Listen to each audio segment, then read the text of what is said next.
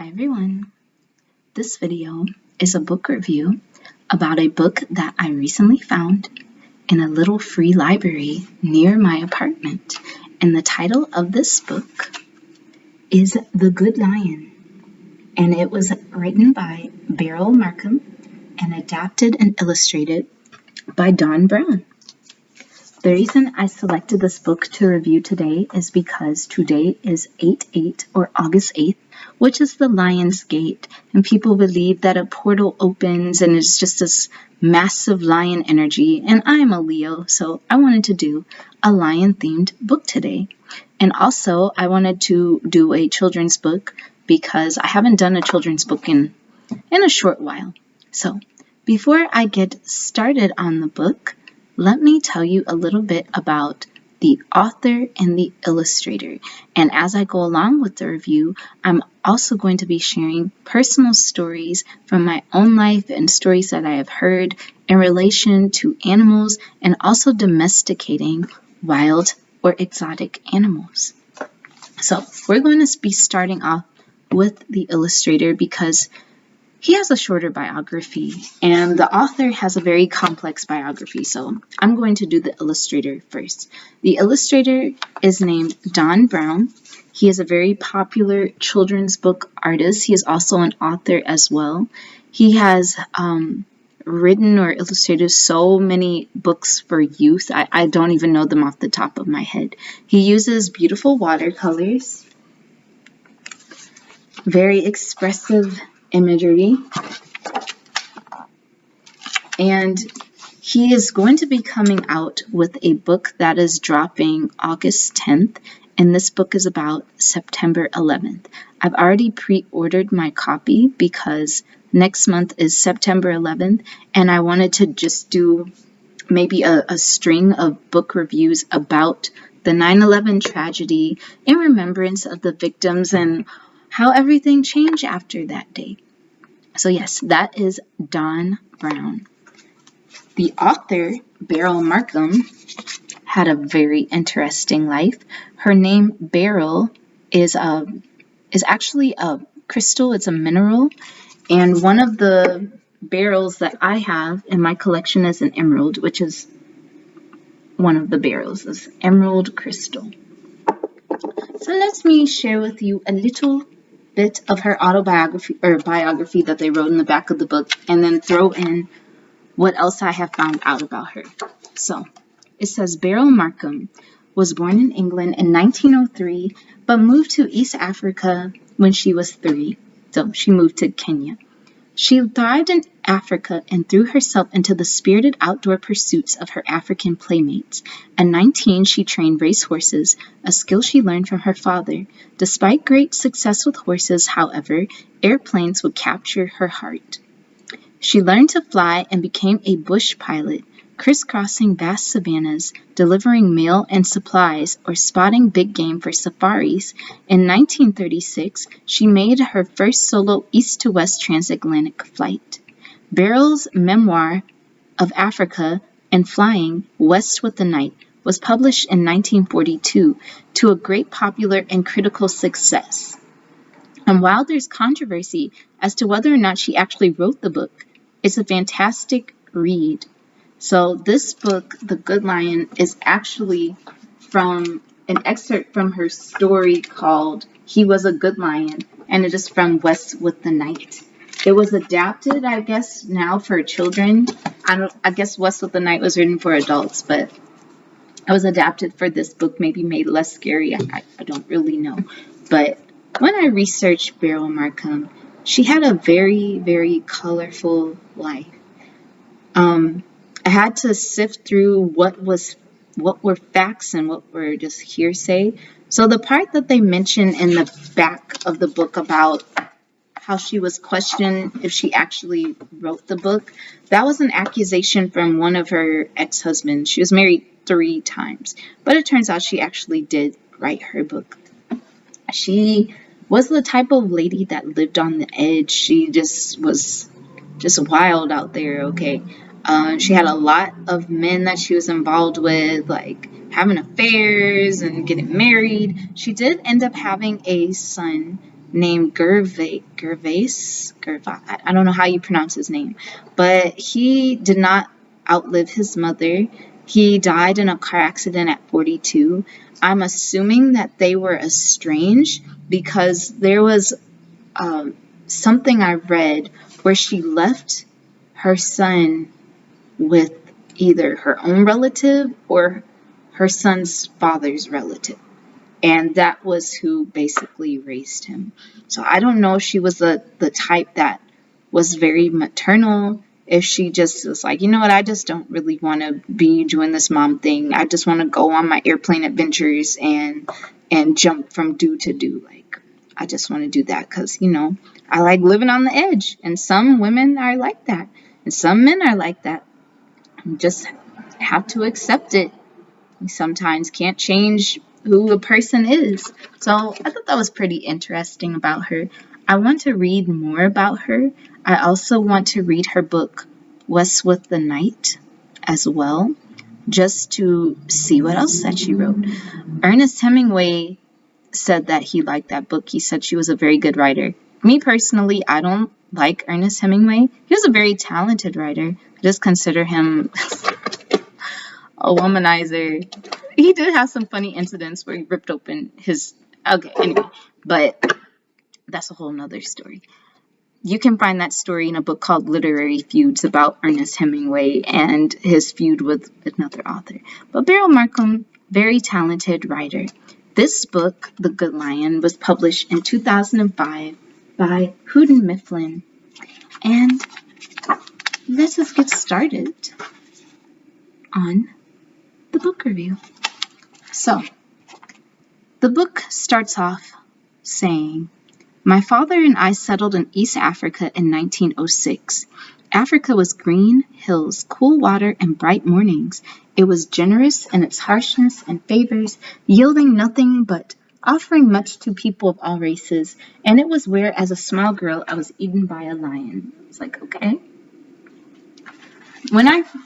I don't know what her exact words were for her he was a good lion story, her original story, but I still get the sense from her description of Africa, it sounds like so many of the stories written by people who are trying to colonize different parts of Africa, that were going there and just taking land, taking over, and being mesmerized by the vastness and the wildness.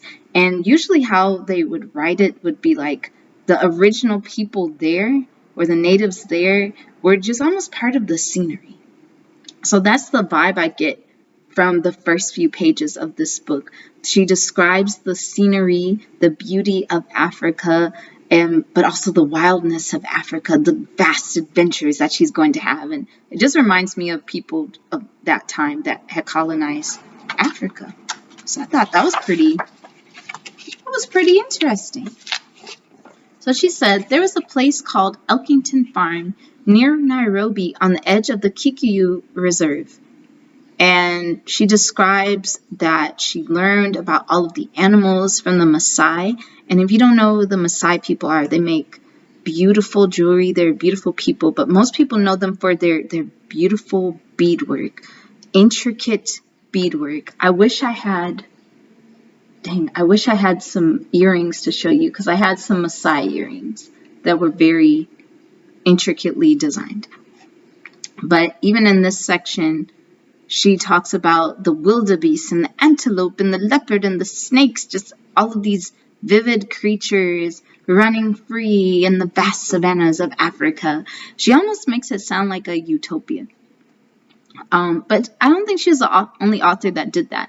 There was a poet called County Cullen, and he wrote a poem called Heritage, and he mentions this kind of point of view in heritage. He's like, what is Africa to me? Copper sun or scarlet sea, jungle star or jungle track, strong bronze men or regal black, women from whose loins I sprang when the birds of Eden sang. And it just goes on with these descriptions of Africa.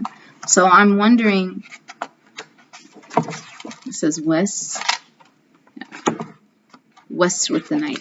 I'm wondering what her other descriptions of Africa are. So, by the third page, it talks or focuses on a conversation that she has with her father about lions. She states that he spoke a lot about lions. It says, lions are more intelligent than some men and more courageous than most. You can always trust a lion to be exactly what he is and never anything else. I think that was true. That was one of the smartest things I read about in this book. You can only trust an animal, if you just replace lion with animal, you can only trust an animal to be exactly what it is and nothing else. Sometimes our love for animals, sometimes. I'm not like a big animal fan, but I do like animals. But like, I'm not going to say like, okay, I have this wild lion and I want it to be as tame as a kitten and I expect it to be as tame as a kitten. It's never going to be a kitten. It's never going to be as docile as a fish. It is a lion, and it is always going to be a lion. It is going to think lion thoughts, and it's going to feel lion feelings. And I have to respect that and always be aware that what I have is what I have. It's not like a human being. Human beings can hide their animal natures, but animals are always in their animal nature, most likely. Unless you're like some guru that's on a spiritual level where you can just like, the animal recognizes you as a divine entity and they know how to act accordingly. But most of us are not like that. So the lion that she is speaking about is called Paddy. The Elkington lion was tame. He wandered the fields and pastures without worry or care, like an emperor astroll in the gardens of his court. So this is Paddy. This is a domesticated lion, they say. He was a full-grown lion, tawny, black-maned, and muscular. At night you could hear him roar when he was hungry, when he was sad, or when he just felt like roaring. So this part of the book was the first twinge of fear I felt in myself. I don't get too amped from children's books. I don't get like too much like afraid. I might feel empathy for something. I might be like, wow, that's great. But it's rare when I feel fear. There was only two other children's books where I felt a twinge of fear. One was called My Family Shall Be Free, and the other was called Encounter, which was about the invaders that came to North America, like the Columbus people that came. And that one was just like, oh my God. This is a very scary children's book, just when you know the backstory of it. So here's this lion in a field with no leash. That's the first thing I thought of. This lion is there with no leash, no leash whatsoever, no chain, nothing. You just roam in the fields in somebody's yard, just chilling. So the little girl says, I'm always careful of him, I said to my father, but he's really harmless. I've seen Mrs. Elkington stroke him. A tame lion is an unnatural lion, my father said, and whatever is unnatural is untrustworthy. When I read that line, I had a flashback of this man I knew as a child. He was my mother's friend, and he sold hair products. He was a very nice man. He was like maybe in his 30s or 40s, very nice man, very good salesman, and he had two pit bulls that he really loved. He loved these pit bulls. They were like his children. So one day, he was living alone. He always lived. I'm assuming he lived alone. So one day, he was at his home with his pit bulls, and he had a seizure, and he fell to the floor, and the pit bulls, I'm assuming, were trying to save him. And in the process of saving him, they fatally injured him. I don't know if they bit his neck or something else. They were probably trying to drag him or something. But they ended up killing him. And he was there for maybe a day or two. And they were just basically mauling him from what I can't remember. But these pit bulls, they're animals. They went back to their animal nature. I know some people be like, oh, you're anti-pit bull and all of that. But I'm just like, girl, That's just one animal that I can think of. Then you hear stories of celebrities having animals that like jumped on them. I don't know which celebrity it was, which celebrity family it was that actually had lions, but they got attacked by the lion. There was a what was his name? Oh my goodness. Those two performers of one that was mauled by a tiger, and they performed with tigers. Then there was a woman that, and she didn't own a chimpanzee, but that lady that had to get a face transplant, I believe it was at Cleveland Clinic, because a chimpanzee clawed her, just ripped her face off. The closest book besides this one that I have seen that instruct children about the dangers of animals and how you respond to them is this book called Do Not Smile at a Monkey, or Do Not Smile at a Chimpanzee. And it explains why you cannot do certain things to animals. Do not smile at this particular monkey, because when you show your teeth, it thinks that it is under attack and it will attack you. I feel like it is important for young people to know. Like, we might have nice little stories like, oh, me and my happy lion and me and my happy bear and da da da da. But we also got to raise them with the dangers of certain animals. Personally, like a couple of years ago, I never even thought about bears. Like, I mean, I never was afraid of bears. I never went to the woods like that. But I became afraid of bears when my friend sent me these videos. I don't know why she did it, of bear attacks. And this bear ripped off this man's arm. Like, it just ripped it off. You're dealing with a wild animal here. So, that's what I want you to remember. So, this little girl, they're at the Elkington farm. They go in there for dinner. Their father shared muffins, cakes, and talks of the Elkingtons, while I walked toward the bush in search of small adventures. So let me see. There's a couple of things that I have an issue with this page, with this just whole section, where this is where the problem actually started. This is where the problem of the book started. First, you go into a place where there's a lion that is not in a cage. It has no leash, none whatsoever. It's not tied to a tree. It's not sedated or nothing. You bring your little girl over there, and then you let the little girl go out to play in the wilderness? Are you crazy? Are you crazy? Look, if I had a little girl, I wouldn't be going near that house. You come to my house, but I'm not going to your house. I know that sounds kind of like restrictive, but I just heard too many stories of like, oh, half of my face got ripped off by a dog, or oh, the cobra escaped its cage and swallowed a baby. Like, you know, there's a lion with no leash or whatsoever there, and you letting your little girl run outside to go play in African savannah? What are you thinking? I was like, oh, children were free. Okay. Children are free, but look, you on some uncharted territory. You got to think with your head, but okay. So she says, I caught sight of Bishan Singh, a Sikh who tended the horses. So they're waving. She's like, hello, hello. They're talking in Swahili, which is, the language, basically the national language of Kenya, Kiswahili. So the Sikh is waving. Ha ha ha, go on your little adventure. Bye. Who's watching this little girl? So, here she goes. I was within a few yards of the Elkington lion before I saw him.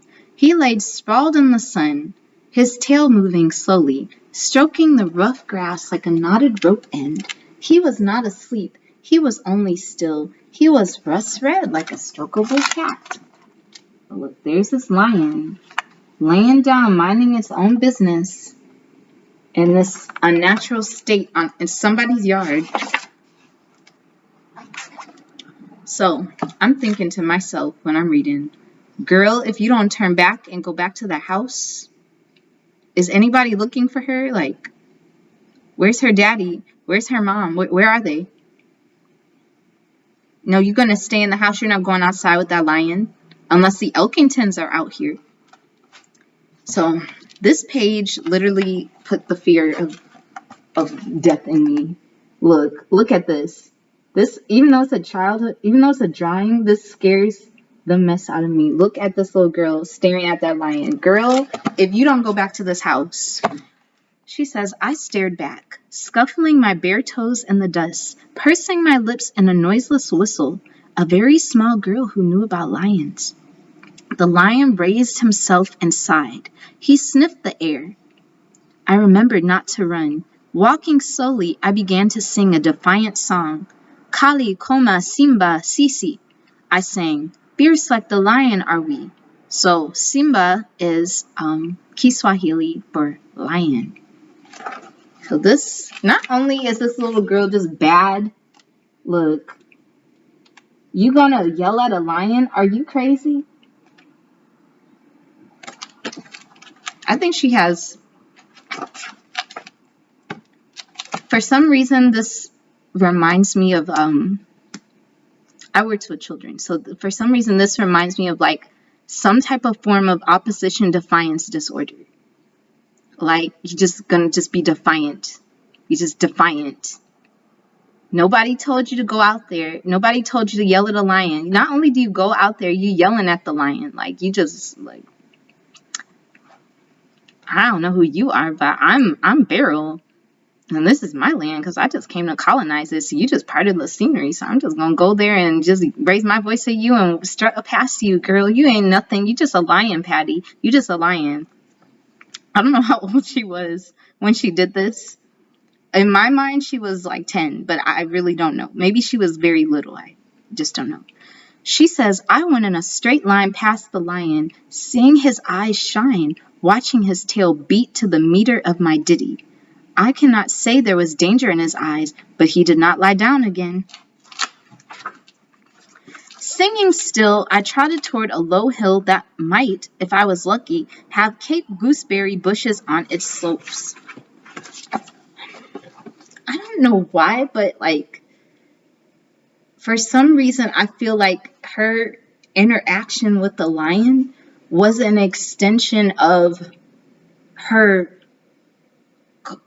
upbringing in colonialism. Like, I just noticed that with just a lot of books I've read about these people that like colonizing people feeling they can defy nature. For example, Moby Dick. I'm gonna kill the whale because it just took my leg. Well, no duh, it's a whale. You're gonna spend your whole life trying to kill a whale that took your leg? Like, it's a whale. It does what whales do, or whatever that animal was. I'm going to climb Mount Everest because it is there, and I'm gonna beat that mountain. How are you gonna beat a mountain? It doesn't have emotions. You're gonna die. Well, a lot of people did die, like the green boots dude that's still there. And they use him as a marker. I don't know if they removed his body or anything. But it's like, I'm going to conquer it because it is there. Look, you can try to conquer nature, but over time, nature's going to just conquer you. If we all disappeared from this planet, nature's going to take over all these apartment buildings. It's going to tear down everything. It's going to grow grass over it. You don't cut your yard, the grass is going to grow. You don't cut your dog's hair, you put it in another environment, it's going to turn into a completely different creature. They did this study on pigeons where they were trying to make all of these different types of pigeons. And I swear, the pigeons that they ended up creating were some of the dumbest pigeons I've ever seen in my life. They had a pigeon they tried to create, and it had no beak, barely. And they had to bash its head on the ground in order to eat food. There was a pigeon that its upper body was so big and its legs were so tiny, so its legs kept breaking. And after about 2 or 3 generations, those pigeons turned back to regular pigeons because nature took over. So for some reason, when I read this story, I just see colonialism, this little girl's interaction with this lion, as an extension of that. Like, my daddy defies everybody. My mama defies everybody. The Elkingtons defy everybody. This is my land. This ain't your land. I've run all of this. Oh, you gonna learn today? Oh, you gonna learn today, little girl? Let's see. So the country was gray, green, and dry, and the sun lay on it closely, making the ground hot under my feet. There was no sound or wind. Even the lion made no sound as he came swiftly behind me.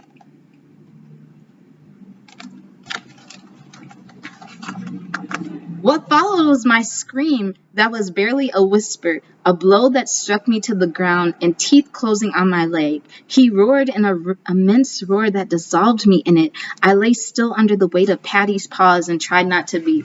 When I say my heart was beating so fast when I was reading this, even though like some people like it's just a children's story, I just saw the visuals. That's how I know she was a good storyteller. That's why I want to read her book. Like, even reading the adaptation, it's like, this is gonna keep me page turning. But even though I know she lived, I wanted to be like, did you die? Oh my God, did he eat her? Oh my God, somebody save her, somebody. What is gonna happen next? Like, I was so scared. I didn't know what this lion did to this child. Did he rip off her leg? Like, what did he do? That's why I turned the next page. It was then that Bishan Singh's turban appeared over the edge of the hill. Singh had seen Patty go in the direction I had taken and had decided to follow. A lion and a little girl are strange company, he thought. Well, that's a nice way to put it. Okay, so this is my favorite picture because this picture speaks volumes. This illustration speaks volumes. Singh called for help, and people raced me. Mr. Elkington arrived with a mind to beat Patty with a kiboko, but the lion was not in the mood to accept the punishment. Patty rushed to Mr. Elkington, who fled to the top of a nearby tree. Now there was an angry crowd, where once was only a young girl and a lion. That night, Patty killed a horse, a bull, and a cow. So lion's running.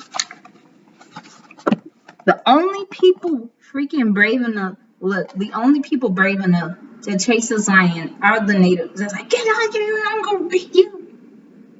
They're mad. They only have a club. They're not scared. But where's Mr. Elkington? Oh, there he is. There he is. Look, you climbed up a whole tree. You didn't even bring a little girl.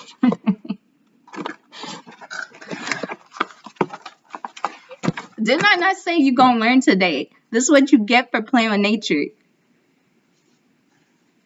That's what happened when you play with nature. That's what happened when you think you run things. You're gonna get beat down by nature.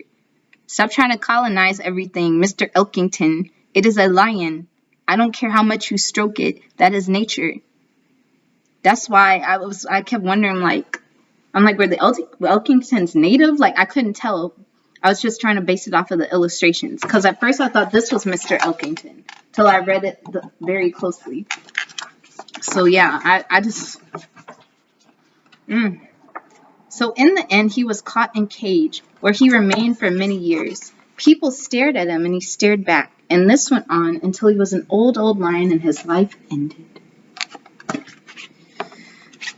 Patty had lived and died in ways not of his choosing. He was a good lion, and he had done what he could about being a tame lion. Who thinks it is fair to be judged by a single mistake? I still have scars from his teeth and claws, but they are very small now and almost forgotten, and I do not begrudge him his moment. And that's how the story ends. And like, I literally did not know how to feel about the ending of this story, because I'm just like, well, he wouldn't be in a cage if you didn't have a lion as a pet in the first place. You just let a lion be a lion. What did you expect him to do? You expect him to be just like, oh, I'm just going to give you butterfly kisses and hugs and lick your hands and bring you a cup of coffee for your breakfast and massage your feet because I've been domesticated. No, it's not going to be like that. But, okay. I also had a flash of, I don't know why, but like, even though they're not lions, but I had a flashback of 100 Years of Lynching. Like, even though this is a story about an animal, when I read this story, all I see is just colonialism. And you have all of these people being punished for the sake of colonialism. They are just victims of colonialism. So I don't know how the rest of Beryl's life went, because obviously she lived on the edge. Apparently she ended up, she died in her 80s. So she was basically almost died in obscurity. She was practically penniless until maybe the last final years of her life, where she got her accolades and everything. But I feel that this book is a good book to read, just to give children the reality of what you're dealing with. Like, some children get the wrong idea when you're reading all these happy animal stories. They're like, oh, just me and my bear are going to Goldilocks' house and all of that. And oh, I am a happy elephant and I'm going to play in the flowers with this person.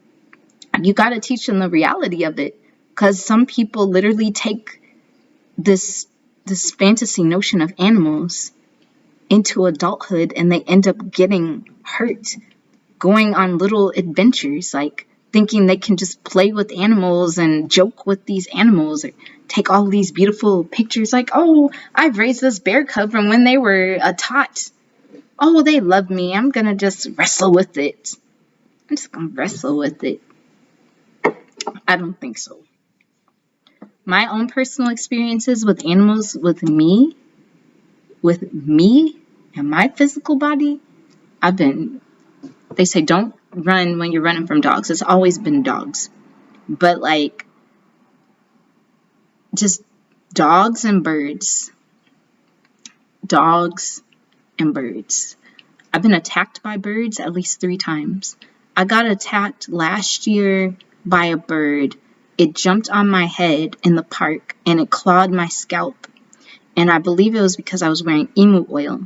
So after that, I was very conscientious of where I was walking, what I was putting in my hair, if I was going to the park where, they have like native birds and wild birds there. So I made sure that if I was going to the park, I wasn't going to put on any type of aroma that would make a bird think that I was a predator.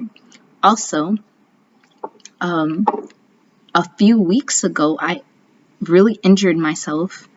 I was walking out of the back of my apartment to take out the trash. I was walking towards the trash can, and there was this pit bull in his house. For some reason, the owner left the door open. The door was completely open. The back gate was completely open. I glanced. The pit bull, the moment it saw me, started running. And I know they say you're not supposed to run, but it was literally coming full speed, like it was just gonna kill me or something. I got so scared, I started running. And the faster I ran, the faster it ran.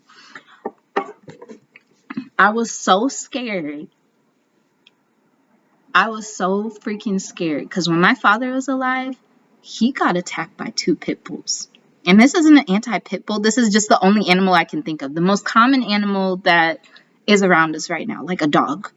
Like, we don't have like a lion out here. We don't have an animal. This is just the only animal I can think of people I know getting attacked. So when my father was alive, he got attacked by 2 pit bulls. They came out of nowhere.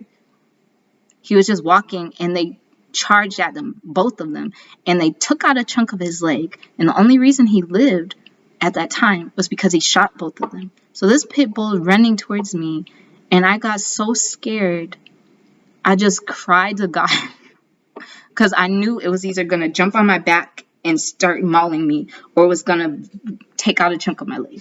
So I jumped, trying to jump on the trash can, and I ended up hitting a pole in my pelvis, like bam.